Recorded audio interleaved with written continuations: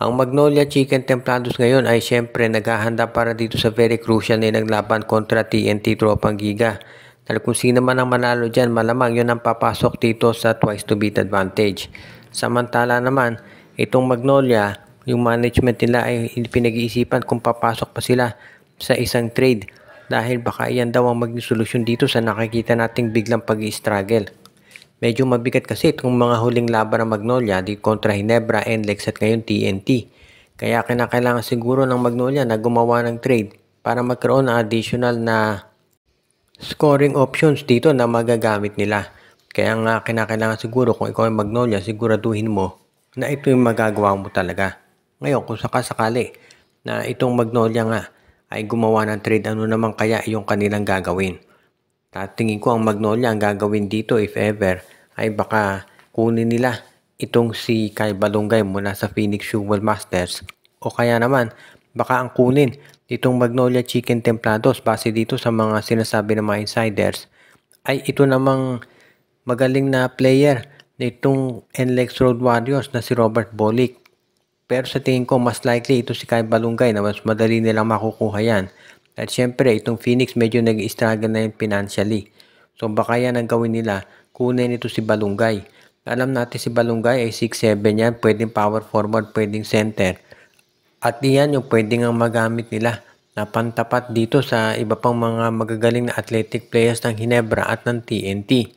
At isa pa, ito si Kyle Balungay, pwede nilang gamitin niya na sabihin na natin isasabay dito kay Xavier Lucero at William Navarro para maging mas malakas yung front court ngayon nitong lineup ng Magnolia Chicken Templados. Kaya sa tingin ko, yan ang magiging susi dito para maging mas maganda laban ng Magnolia. Ngayon, bukod dito sa Magnolia Chicken Templados, ang isa pa raw team na nagpe-prepare ngayon ng matindi para dito sa playoffs, ayon dito sa mga insiders, ay itong Converge Fiber Xers. Dahil ito raw Converge Fiber Xers ngayon, ay ang feeling nila ay natapos na kung ano man yung sabihin natin hindi na maayos na sitwasyon sa management at players. Kaya nga ngayon ito raw Converge ay ready na gumawa ng proper step para mapunuan yung pagkawala ni Jordan Heading. At ang uunahin daw nila dyan ayon dito sa mga nasa sabihin na natin nakakaalam mula mismo dito sa Converge. Ang gagawin daw nila ay kukunin nila ito namang si Chris Banchero muna dito sa Meralco Bolts. Dahil ito raw Meralco sa ngayon mukhang naghahanap pa ng additional firepower at muling makipag-trade at ang Converge naman ready na raw na makipag-usap para makuha si Banchero. Gusto raw ng Converge ito si Banchero dahil mahusay ito sa depensa at opensa at magagamit talaga nila yung ganitong klaseng player. As it is ngayon itong Converge Fiber Xer sabi nga nung iba ay nangangailangan at naghahanap ng isa pang playmaker para mag-orchestrate ng kanilang mga setup. Lalo na at nandiyan na itong twin towers nila si Baltasar at si Arana. Ito si Chris Banchero ever since nung madraft yan sa PBA nakilala yan bilang isang hard-nosed defender at bilang isa rin sa mga clutch players. Medyo hindi masyado pang nagpapakita dito sa Meralco dahil sa totoo lang ang Meralco nag-i-struggle talaga ngayon.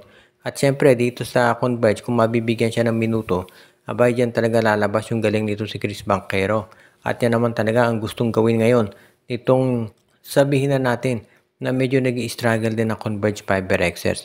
Kung sakasakaling makuha nila ito si Banchero, aba ang laking bagay nito talaga para masiguro na yung kanilang roster naman ay magiging handa na para dito sa sabihin natin mga crucial games na darating dito sa Philippine Cup.